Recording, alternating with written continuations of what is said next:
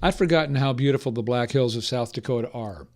Deep, thick forests, rugged peaks, lakes, and vast prairie-covered hills. Now, if you look closely enough, you'll see that these hills are speckled with hundreds of bison. And that's why I came here, on assignment for the Saturday Evening Post to cover the annual buffalo roundup at Custer State Park. So we drove out on the dusty trails to have a look at the 1,300-strong buffalo herd that would be rounded up the next day. Actually, seeing the herd in the open was an amazing sight. The bison would be rounded up so they could be inoculated, branded, and checked for disease or pregnancy. A couple hundred of them would be culled and sold in order to keep the herd at a self-sustaining size. If you look in the distance, you'll see a herd of pronghorn antelope. The pronghorn frequently graze near the buffalo. They're not the only other wild things out here. There are also prairie dogs. It's the morning of the roundup, and the riders are getting ready. Some of the cowboys seemed a little nervous, but these three guys were about as chill as anyone I've ever seen. This is Jim Strait from Shade Hill, South Dakota. He's a park manager for South Dakota State Parks, and he's been doing the roundup for 10 years. Melissa Kelson is in her second year at the roundup. She's a seasonal worker at the state park and comes from Layton, Vermont. Brian Short is a banker in real life. Patrick Wellnitz here is a CPA. Chad Kramer is the state park's head wrangler, and he looks like they pulled him out of central casting for a John Wayne movie. But my favorite character has to be Bob Lantis of Rapid City. As a cowboy, he suffered broken ribs and a punctured lung.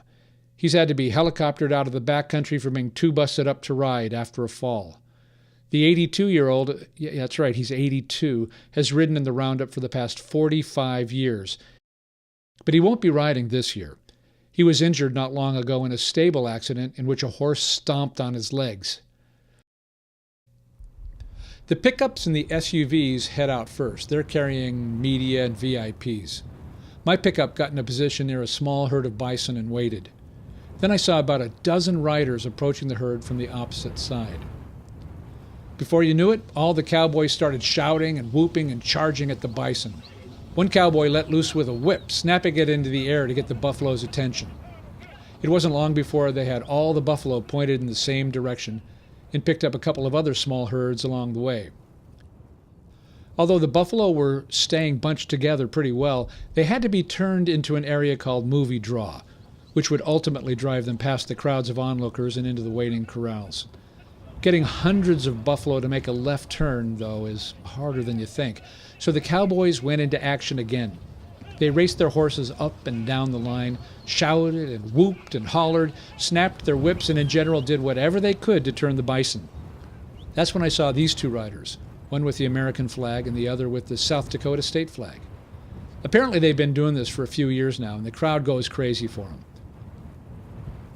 Now the herd is approaching one of the main public viewing areas. They get about 20,000 viewers every year. And now I want to show you a short video that gives a good idea of what the final part of the roundup looks like. It's pretty dramatic. This is from a couple of years ago.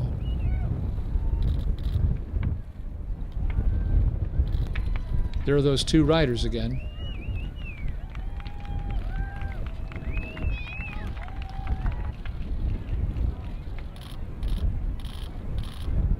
You can see the herd getting forced into a narrow draw that leads right into the corrals, which are just off screen to the right.